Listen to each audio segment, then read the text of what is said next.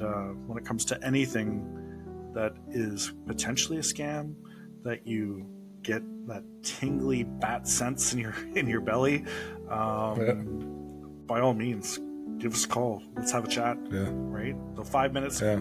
A 5-minute conversation with us can, avoid really months and months of heartache and uncertainty. Yeah, prevent stolen funds, ruining your credit bureau. Like, there's so many things, right? By just having a quick conversation with us, we can help them avoid all that. Wake up, it's time to rise. Talking money with sharp insight. Jim and Ryan here to guide. Mastering the money ride. Saving stacks and planning dreams. Living large by honest means. Tune in now for the schemes. Breaking down financial themes. Money mindset every day. Mastering. I like your shirt. Nice color. And we are live.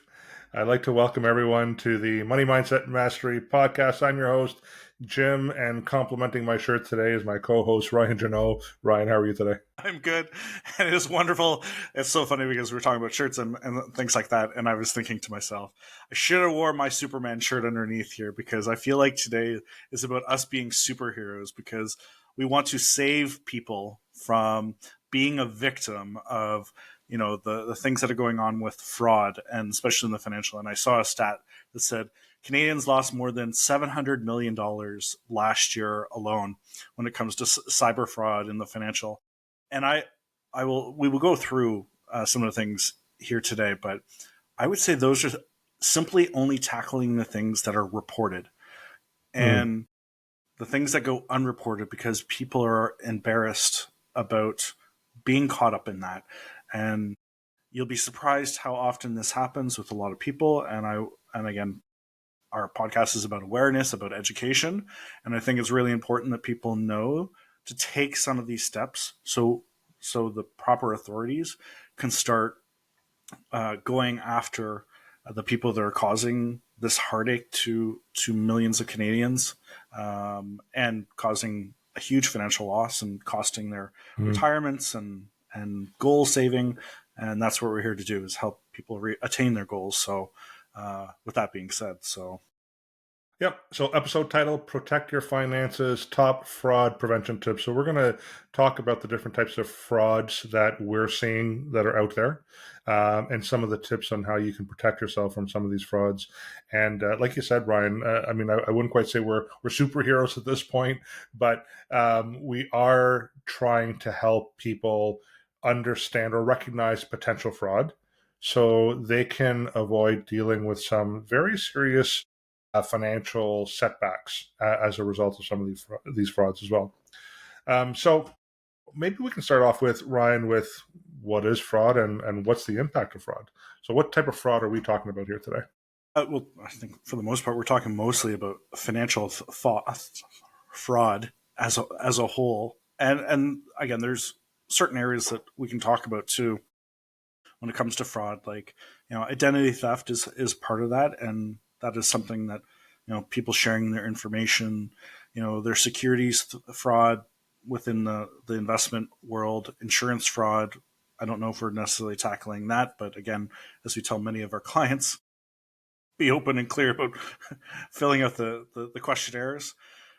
Tax fraud and mortgage fraud, again, those are things that we're probably staying away with today. But again, some of these things may come up along today, but it's really, fraud is the intentional act of deceiving somebody, right? And really, it's essentially causing a victim mentality and really the falsification or withholding of information, and that's where, in today's world of online and fake phone calls and things like that, I think that's where we're going to really tackle a lot of helping people prevent and be just aware of some of the things that are going on there. And again, this is ever evolving, because one point in time, it was just simply somebody showing up at your doorstep. But now it's, the great Prince of Jordan selling stocks and some sort of investment, or clients this one I heard recently too. Clients, with the use of AI, people hearing the voice of what they think is a family member Yeah. asking for money, and then providing that information. So again, as we go through today, of just being able to ask more questions, and I'm sure both of us will share stories of things that we've heard from clients and how we've helped prevent this from happening to clients. So Yeah, for sure. And, it is definitely evolving. It's definitely becoming a lot more sophisticated. AI is a game changer for some of these scammers as well. But there is the old, saying of if it sounds too good to be true, probably is. So I think we kind of still have to walk into or use that mindset in a lot of these situations.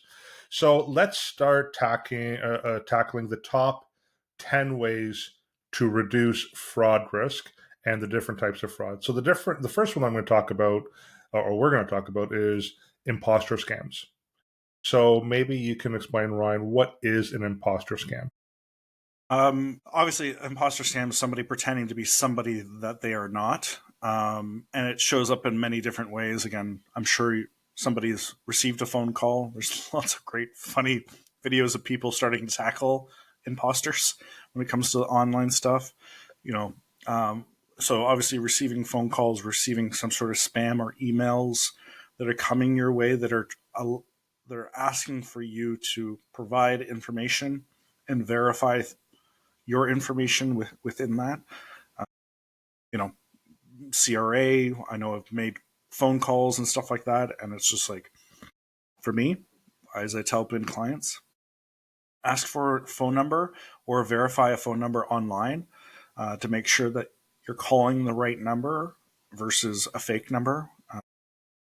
And again, contacting that organization, whatever it is, whether it's the advisor or a bank or CRA for that matter, making sure that you have the right contact information on file so you can go and verify that and be able to talk to somebody without it being a problem. So Yeah, and on that point, so a couple of things. I do find that from an imposter scam point of view, typically it's the seniors that really fall for these. Part of it is because when they grew up, they come from a generation of trusting and authority. So when they hear it's the CRA calling, or they hear it's the bank calling, or it's the police calling, there is a level of respect for that authority, and they do panic and respond where if the person's saying they're from the CRA, they must be from the CRA, so I better act on what they're claiming the issue is, right? So I do find that it's usually seniors that do tend to fall for these imposter scams. Going back to your point about making sure you have the correct contact number, one of the things that these scammers do is you'll receive a text message or an email, and then they'll say, if you have any questions, call this number. So don't call the number, right, that you received in the text or the email. Do your own search and then contact the number through the website, right? Because a lot of times they're going to ask you to call a number that's directing you directly to the scammer. yeah, And you think you're calling that institution or that government department, and you're not. You're speaking with a scammer on the line, yeah. right? The thing I would add to, on top of either providing numbers, they have a very quick link, and often through text. It was always via email before, but now it's becoming part of text messages too, which is just click this link, and that link itself will take you on a world of hurt, the winter wonderland. So be careful that you're not touching those types of things. And again, we're working with you and all the group and the partners. I'm always like, is this real?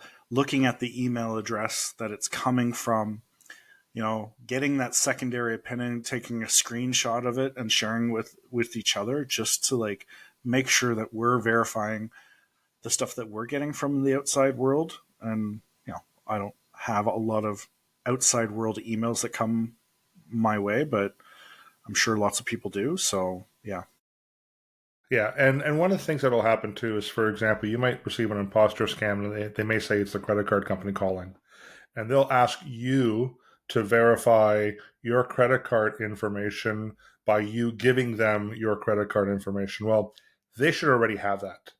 So if you're receiving a phone call from the credit card company, they're asking for you to give them the account number.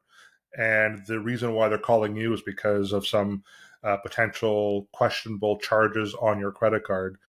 Don't provide them with that information. Ask them to read out what they have on file. Chances are they're going to hang up because they don't have your information. They're trying to gather that from you. An example of another imposter scam actually happened to my nephew a couple of years ago. And it wasn't actually my nephew, it was his grandfather. So my brother-in-law's dad. My sister and my brother-in-law were away on a trip in Italy to celebrate their 25th wedding anniversary. And all of a sudden, my nephew's grandfather received a phone call from the police, and they put the nephew on the line, and it sounded just like my nephew, basically saying that he was in jail and he needed to send money to get him out of jail.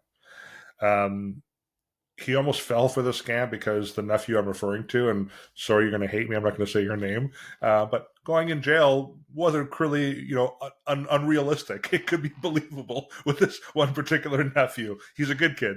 He doesn't do anything bad. But anyways, the good thing is, because the police officer apparently wanted him to meet at like a parking lot at a Tim Hortons somewhere to exchange the funds, right? So he kind of thought that was odd. So he actually called the local police department because when he was on the phone with the scammer, he's like, "Well, let's just meet at the local division." And he's like, "No, we don't want to meet there. We want to meet at a parking lot of Tim Hortons." So he did call the local police division, and there's no one by that name in custody, and it sounds like it's a scam. So, but right away he panicked because he knew that his son and daughter-in-law were outside of the country. He's hearing that his grandson is arrested and potentially in jail. So his knee-jerk reaction was, "Oh my God, I need to help him." But then, thankfully, he thought it through and realized it was a potential scam. So no funds exchanged hands in that situation. And my nephew was never in jail and never would go to jail. So we'll clear him as well. A couple things I was going to add to that is, one, my uncle, who's a former police officer, always says that when it comes to any of this stuff, if in doubt, ask to meet the local precinct, and that will weed out a lot of people. And that is very true when it comes to like buying things online. If you're ever not comfortable, going back to even to the social media piece, which is a huge thing. And again, it talks about personal information. The amount of people that are scouring Facebook and Instagram on the next time you're on vacation. And I know we all want to share our great experiences, but please do not share the experience while you're on vacation, and share after you've got home, because the amount of break-ins that happen because of that, because it's so easy to track where you are and open homes. It's just again, one of those added, share personal information only with those that you want to share that personal information with, and that when you go on vacation, again, and those experiences, you share them afterwards, not while you're still currently in some other country enjoying some, hopefully, sunshine. So anyway, I'm guilty of that. Yeah. I am guilty of that, and I have to be better at that for sure. Yeah, and then finally, before we move on to the next one, is I worked in the credit card Visa department for one of the banks that I worked with years ago, and we could never ask for a person's password, nor did we ever have it on file anywhere. Right. So again, if you're receiving a phone call from the bank and they're asking you to read out the password, that's potentially a scam because we never had it recorded anywhere on file. Okay, so just be careful with that. The next one is secure your personal information. There's really different ways you can do this. The old way was safety deposit box, right? Which was great until you passed away. Sometimes that was a bit of an issue. Other people would have a home safe, but a lot of the ones that you buy at your local retail store, someone who has the tools can most likely get through those, but it's just making it harder for them.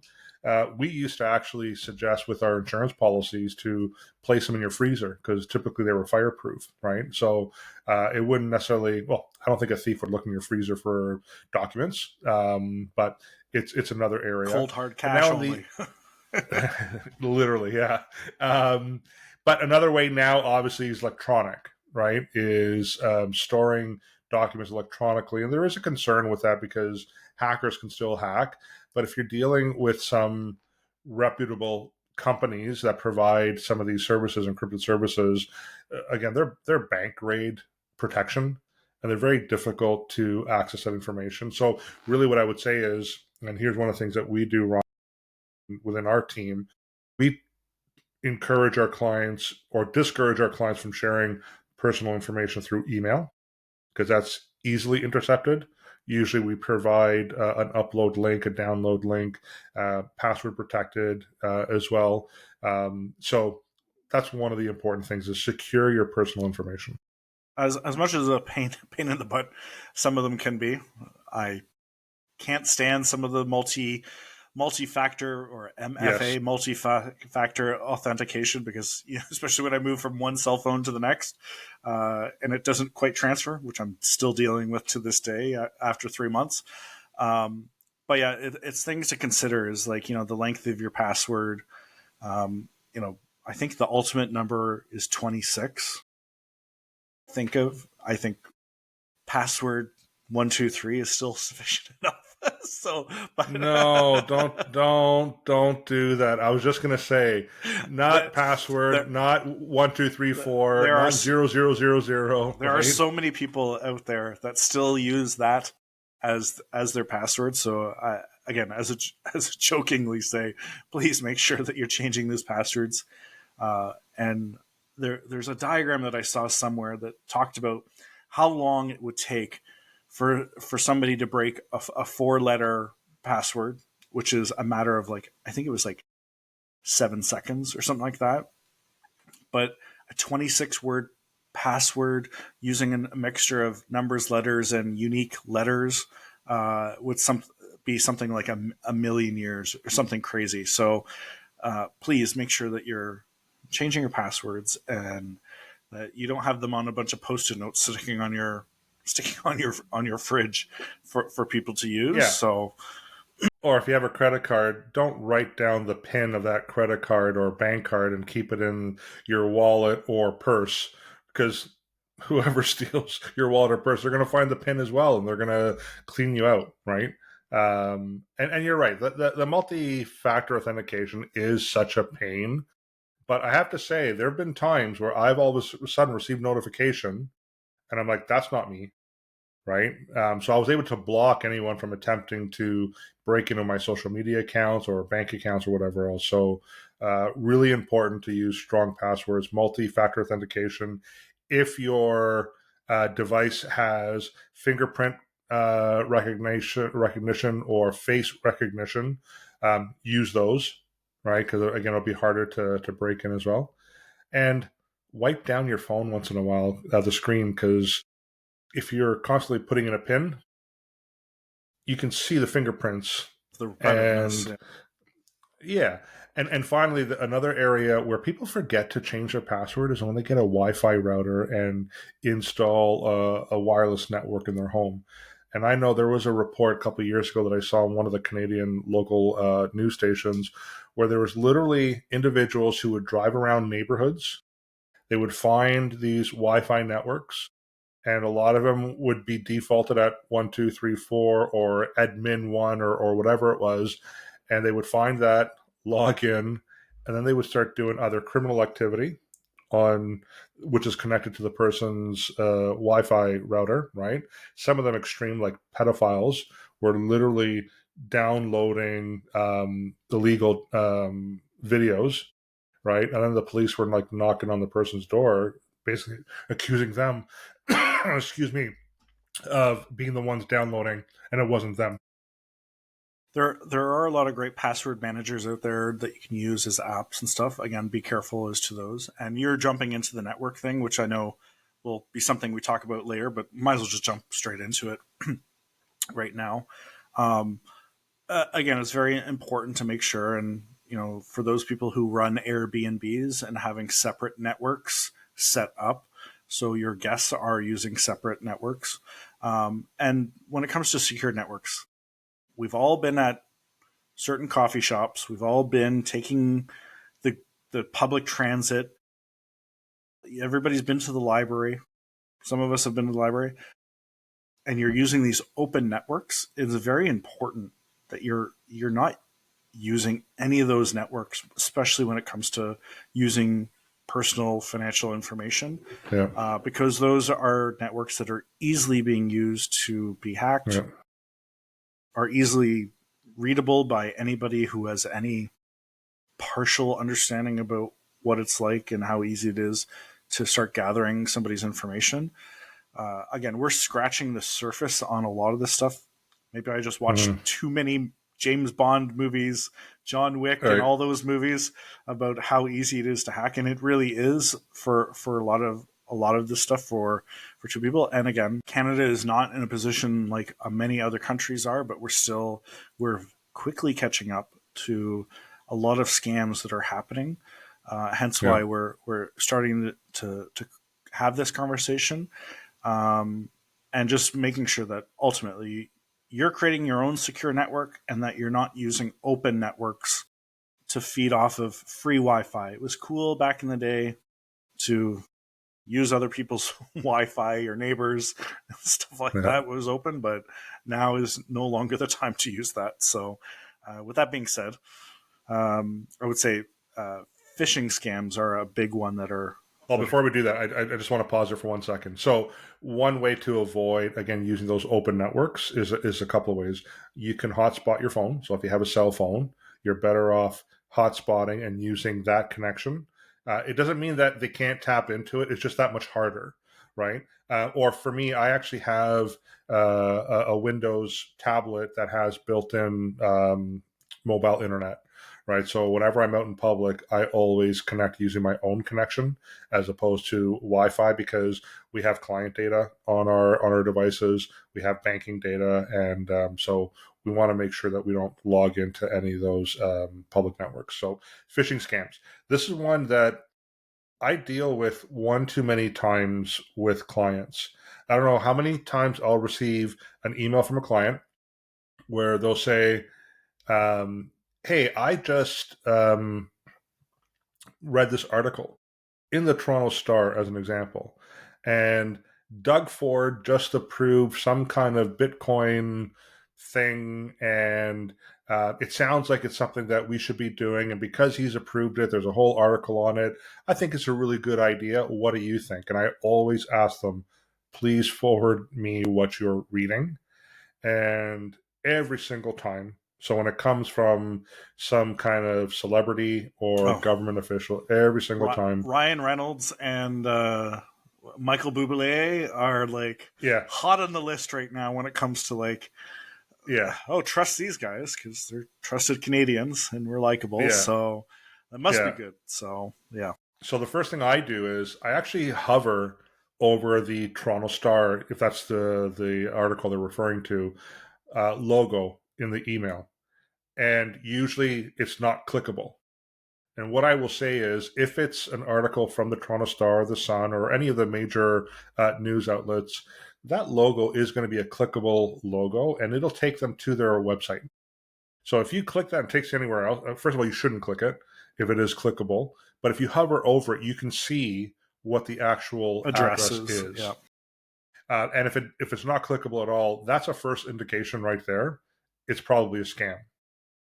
And then I'll read the article, and I can hover over the link that they're suggesting that you should click. And again, I can read the address, and right away I respond to clients, this is a scam, this is a phishing scam. So just delete it and don't bother with it. And again, repeatedly, I keep getting these emails from clients asking me if it's legit. So first of all, if it sounds too good to be true, probably is. But secondly, there's some methods that you can use to protect yourself to see if it is legit. Third, just go on a separate web browser, do a Google search, and do a search on that article. And a lot of times you'll actually see scam, scam, scam, scam, scam, right? Yeah. So again, my aunt, who is formerly in the world of banking, informed me about something else because I was talking about this scam and phishing and stuff like that. There's an article, I guess, about banks and uh, posting promotional, you know, 6.5% interest rates Right. as their marketing. And again, a lot of them are paid scamming. And I guess there's an article right now of somebody who lost, I want to say $70,000 because they were promising a GIC rate, because I know how some people love their GICs. And, they look at that and they go, that's a great rate. I want to click on it. So they click on it and it takes Mm-hmm. them. And the person was scammed out of a significant amount of money Yeah. for GICs, Yeah. and making sure, one, there's a time and a place for GICs, but at the same time that, again, every marketing advertisement that comes up on your screen is an algorithm that Mm-hmm. is very easily paid by a scammer for, $39.99 a month.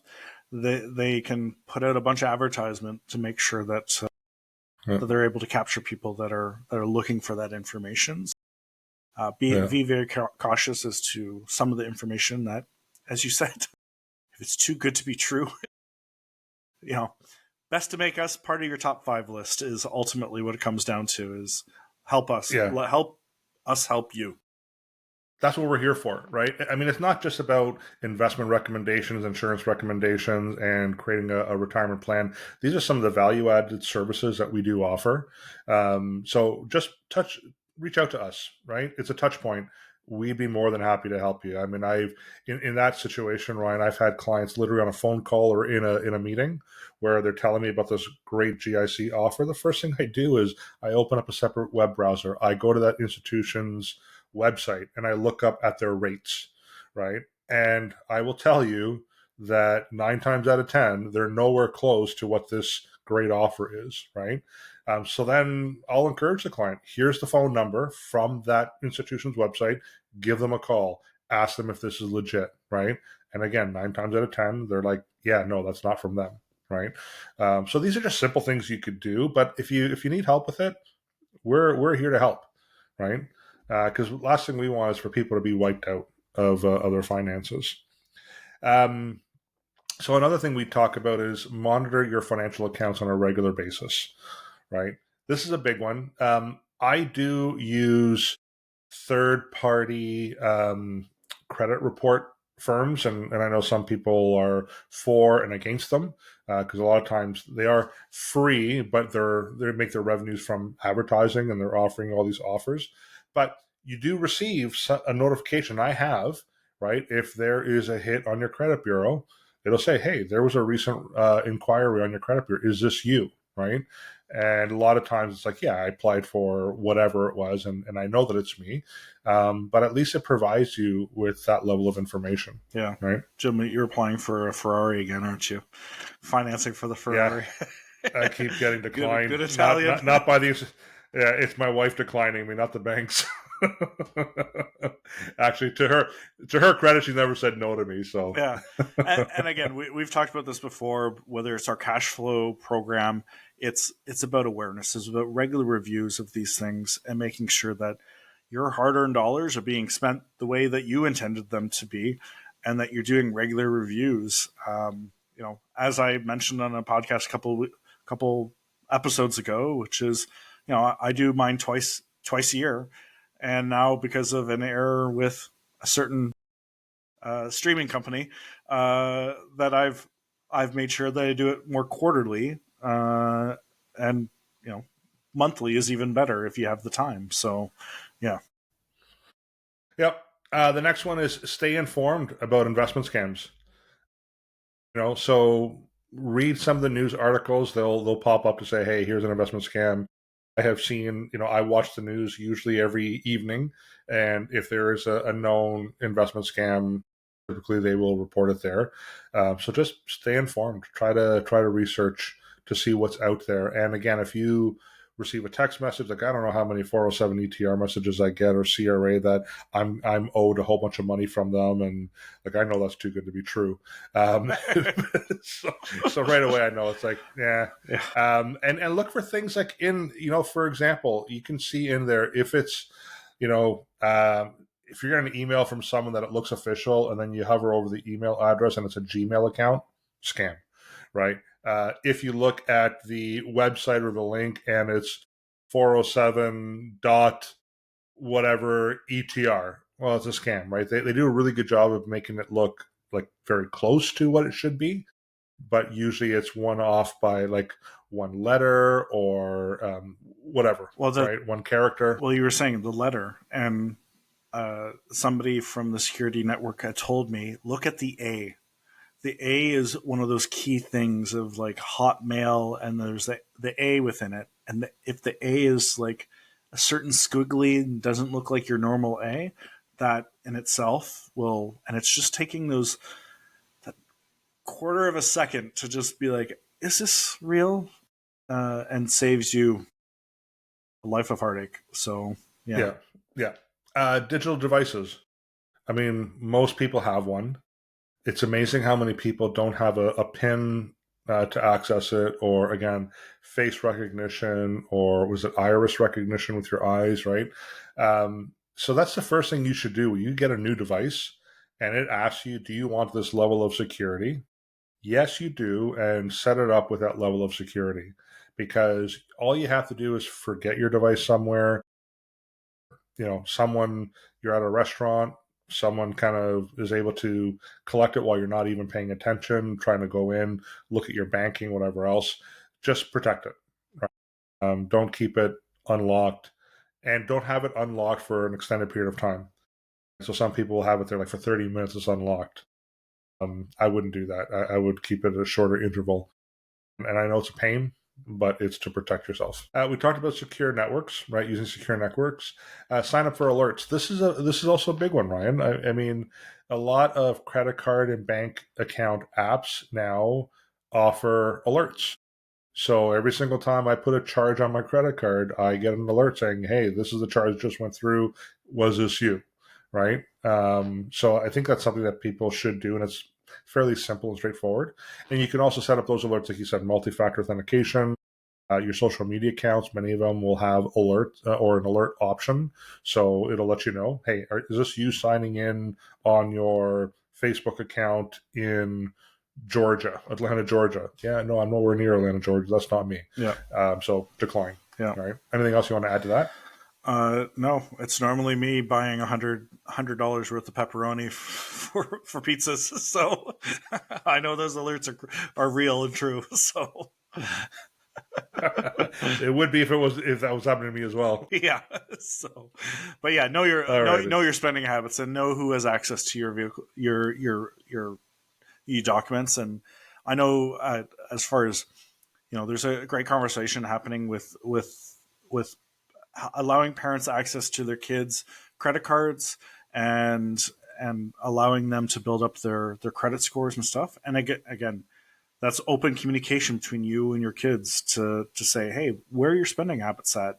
And how can we make sure that you're buying the right things, and were you in need of this? And again, great conversations to have. Again, visit our podcast talking about financial literacy with kids. So, yeah. And finally, educate yourself and also educate others of these scams, right? So do your research. I've had someone really close to me who was defrauded some significant amount of money. It was a Bitcoin scam. And if all they had done was talk to me about this great opportunity, I would have been able to, in seconds, let them know this is a scam.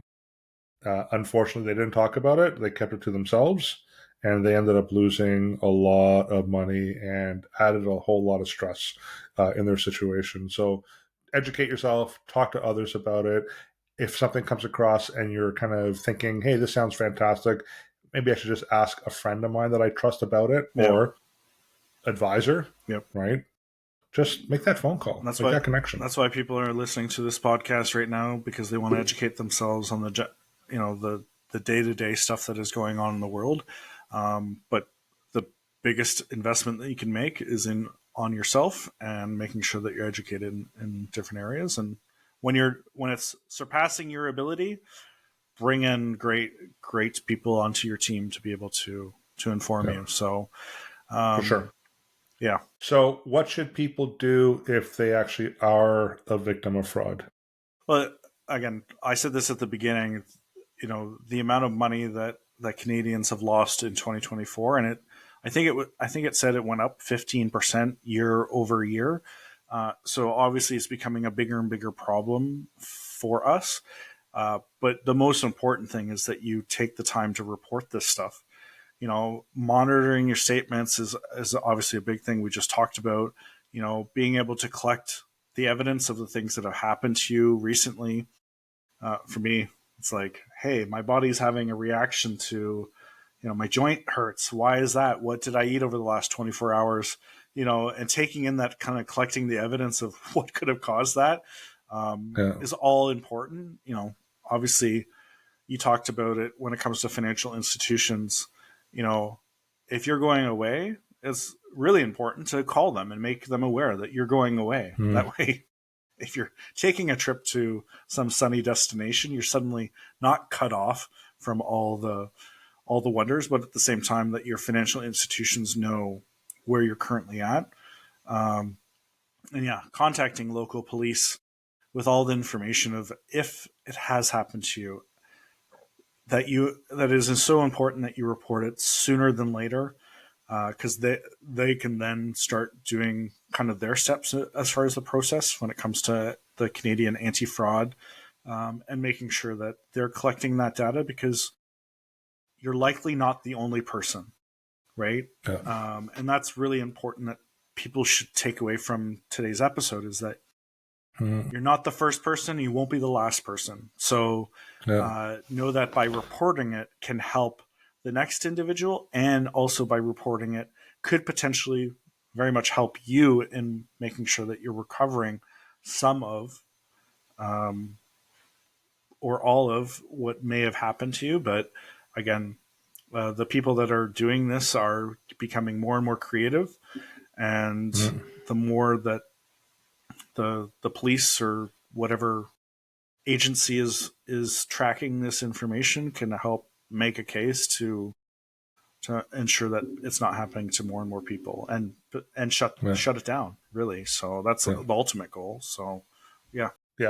While you were speaking, I kind of remembered two other types of frauds and scams and how you potentially can protect yourself. So they're more specific to, for example, mortgage fraud. We've heard the stories of retired individuals who had their home paid off. They go away, they come back, and their house was sold underneath them somehow. And I know our partner Sonia at TVH Legal, one of the things that she recommends to clients who have paid off their homes is to have registered like a home equity line of credit, even for $50,000.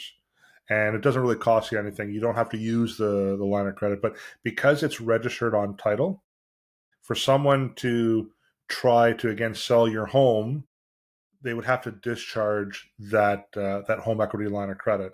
So it's just an additional layer or barrier Protection for someone, protection for you. Yeah. So for those of you out there, if you have parents, if you're listening to this, and again they've paid off their homes and there's no debt on it, one of the things you can do to protect them is just to register a HELOC on it. Small HELOC, that's it. It's registered on title, and it's just one extra barrier for the potential fraudsters. Another one, and I know I've referenced this individual a few times in our podcast, and so far I haven't gotten any hate comments on it. Dr. Phil. He's done some shows about the Nigerian scammers, right? The catfishing.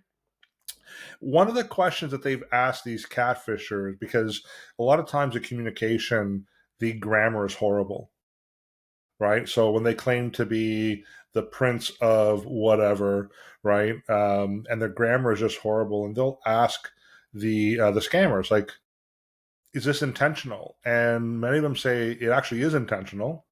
And the reason why is because they said if the person they're catfishing kind of glosses over the grammar part of it, then they're a perfect victim, right? Because they're looking past some obvious red flags that most people would look at and say, this doesn't make sense, the grammar's horrible, right? So that's another thing that the scammers will do. So if you receive some form of messaging and the grammar's horrible, don't gloss over that. Pay attention, because they're doing that intentionally, because they'll know that if you don't make that a red flag for yourself, you're hooked right there. You'll be easily hooked. So now I'm going to start receiving hate messages about Dr. Phil and me watching him. No, I get it. Anyways, well, you talked about like identifying scams, and that's a big one, and we've kind of sprinkled a little bit of idea of different things that have happened for a lot of clients. And again, people will share within our comments of things that they've been scammed for, of how they overcame and identified them. We welcome people to be able to share as a community things to help prevent it from happening to the next person. Would have been an idea if we had next time. We'll have somebody from the Canadian Securities or Canadian Anti-Fraud Center to be able to support and help people identify. I know, you had talked to one of our clients who works within the security industry and cybersecurity, and making sure that we're doing the right things for all clients when it comes to like sharing, whether it's sharing information or identifying scams. And again, we're constantly reviewing for ourselves, especially with the information that we have. We're constantly reviewing like our day-to-day stuff. But it's clients that are the ones that are kind of the first wave that need to be very aware of what is happening and what is potentially a scam for themselves. Yeah. And I will continue to say this. I like being part of people's top 5 lists. Just had a conversation with a client today that loves that I'm part of their top 5 list. And then I had another conversation yesterday with a client that was reminded how important it is to just make me part of the top because of the stress that some things cause them. And I'm like, I'm here to support. How can I help? Right? So how can we as our TVH group team help support you in making sure we take off the stress? And when it comes to anything that is potentially a scam, that you get that tingly bat sense in your belly, by all means, give us a call. Let's have a chat. Right? So 5 minutes, a 5-minute conversation with us can, avoid really months and months of heartache and uncertainty. So, prevent stolen funds, ruining your credit bureau. Like there's so many things, right? By just having a quick conversation with us, we can help them avoid all that. And it just reminded me. So this has happened twice in my time as an advisor, and there's this. So this is what happens: is that clients call me and say they want to withdraw an X amount of dollars, right? And it's your money. Do what you want with your money. But I feel like in those situations when it comes, because I like to know what's going on and how people are doing. And within those two conversations, to understand that, hey, you're going on a vacation. That's amazing. Being able to transfer the funds. How does it adjust your goal? Or, hey, congratulations, we achieved one of the goals that we set out like over the last few months. What I found is that the people that specifically do with certain institutions, they don't get asked that question. Here's the money, right? Yeah. And on the second one in particular, it was a situation in which was a scamming person that was pretending to be a cousin that was asking for $12,000, right? And had I not asked those questions of that client, that person would have been out $12,000. Now, it's not a lot of money for some, but it can be a huge difference for others, especially if, as you mentioned, a lot of retired clients often get scamming phone calls. I would say, to add back to our fraud, in case people weren't aware too, when you pass away, your will becomes public and it doesn't cost a whole lot. Those clients that are now new widows are high targets.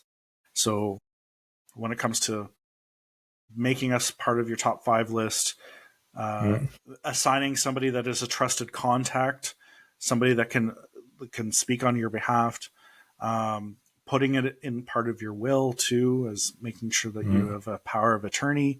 There's all these things of roadblocks that I find that, although might be a small inconvenience to call and talk to me, but again, I haven't had any complaints yet to have a quick conversation with me. Yeah. But I've prevented a lot of money from going out the door simply because I've asked that question. And I would challenge every advisor and every institution.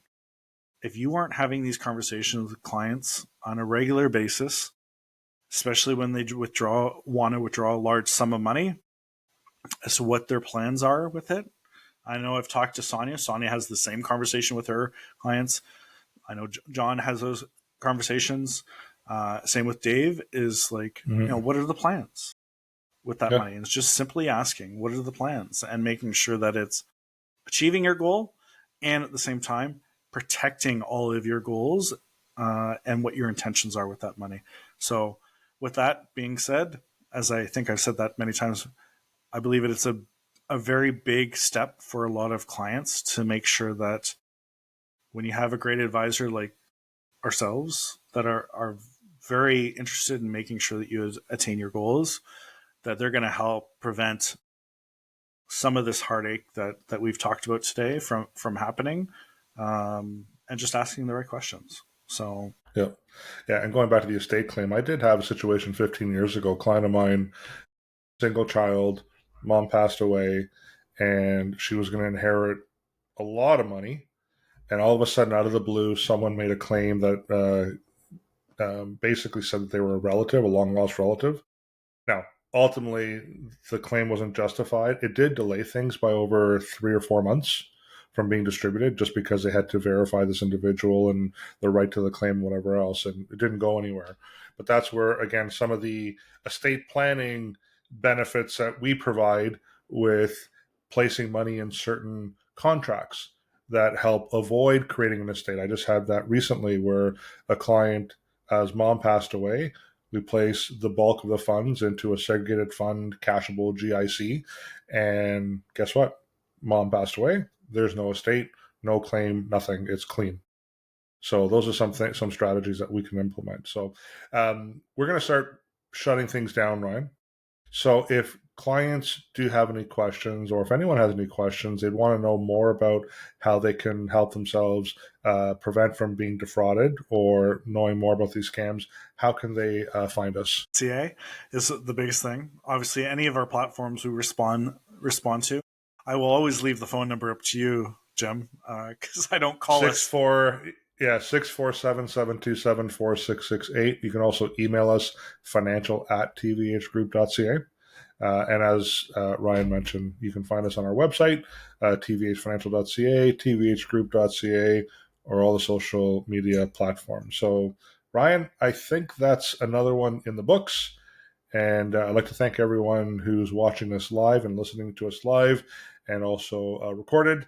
And can't wait for our next episode. So thanks, everyone. Talk about fraud, talk about taxes. We might talk about taxes soon. So all right. So all listen right, in. Good. All right. Yeah. All right. Take care, everyone. Take care.